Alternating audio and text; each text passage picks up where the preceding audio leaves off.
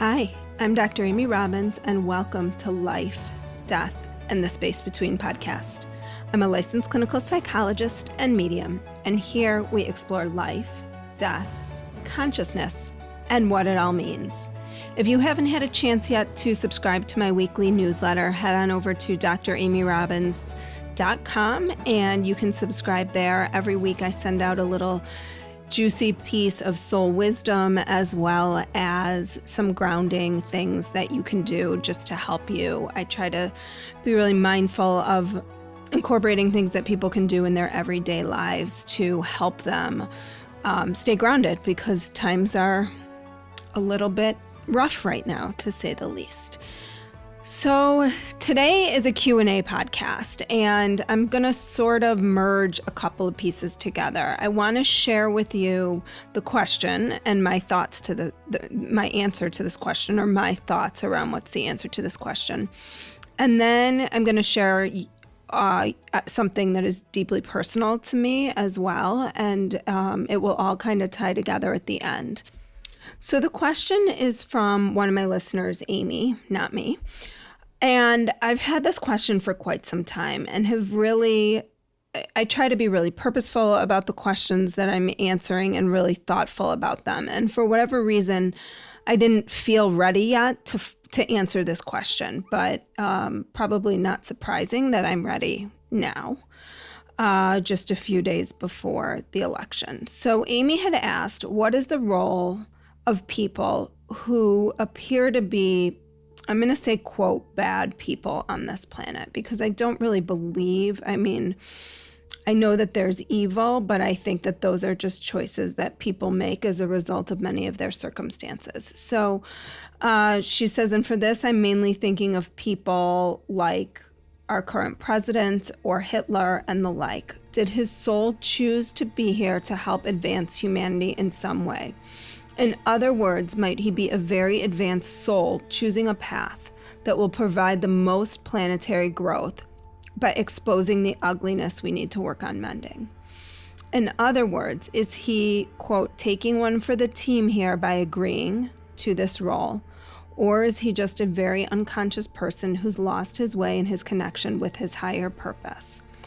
Example, his lesson in life is to learn about ego or power, but he's not learning it, and his rise to office is just an unfortunate outcome of dysfunctions.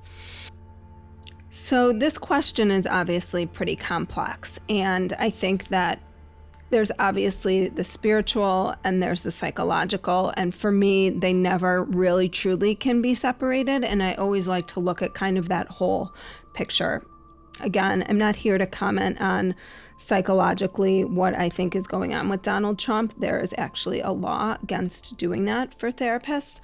But I do want to talk about how we can understand, both for ourselves and when we look at other people, kind of what they might be experiencing. So when I think about lessons that we're here to learn, I always think about lessons that are there to grow our soul in light and love, not in anger and hatred.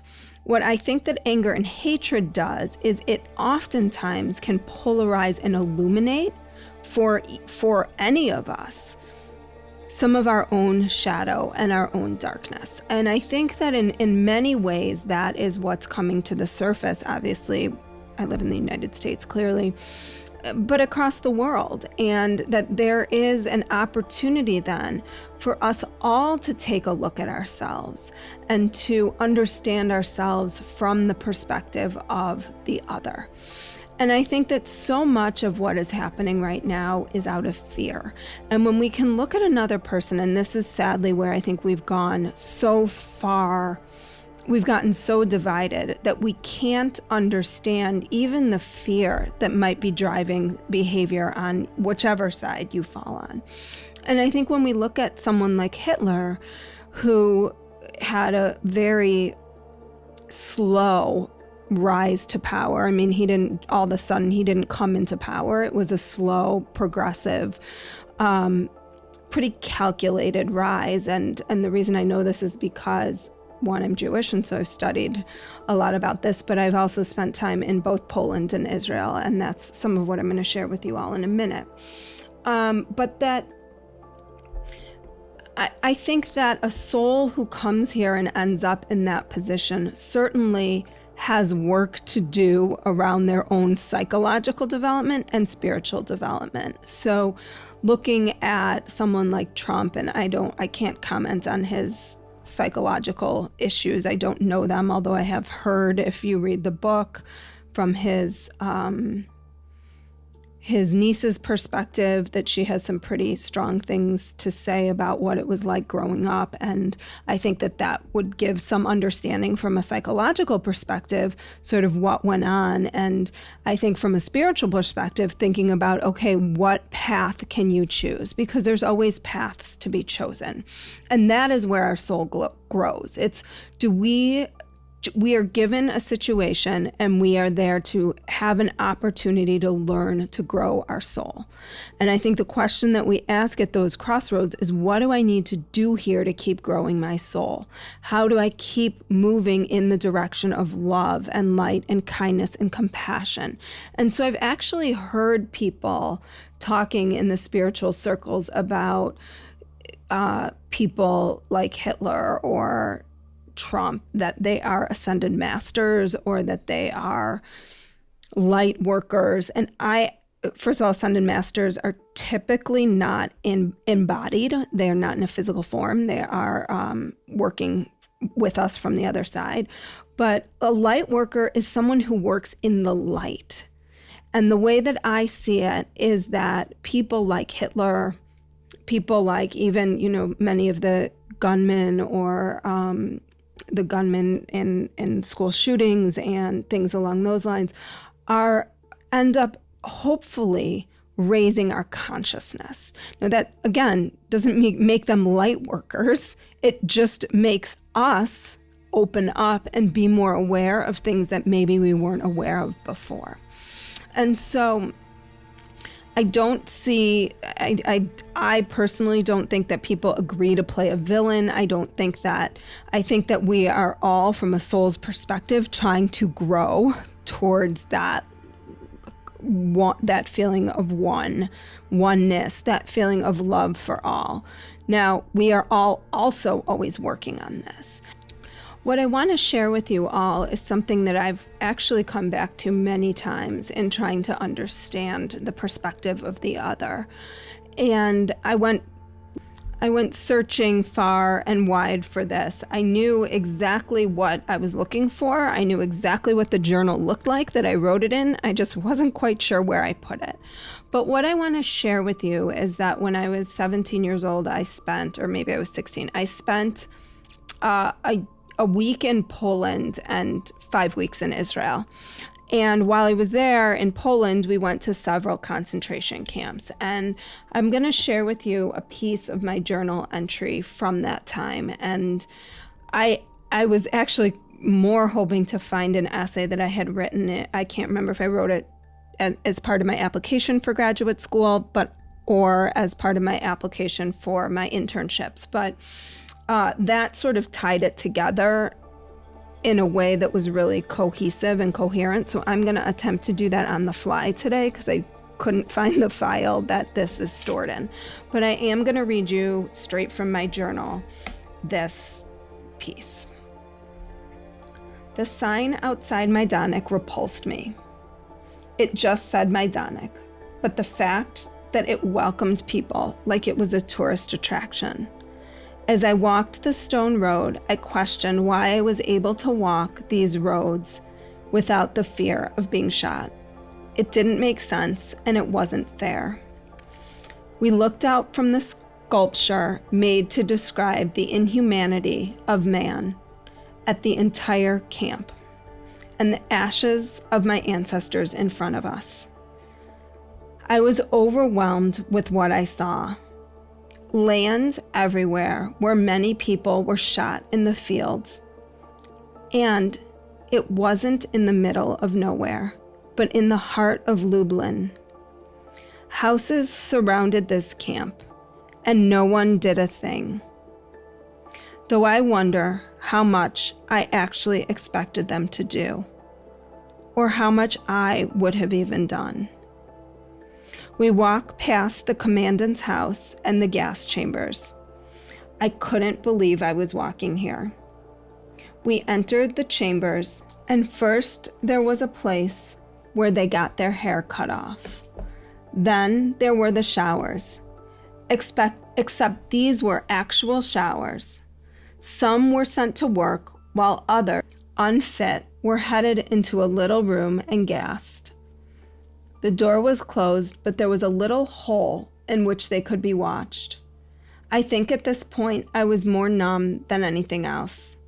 We continued on to the barracks where there were pictures, etc.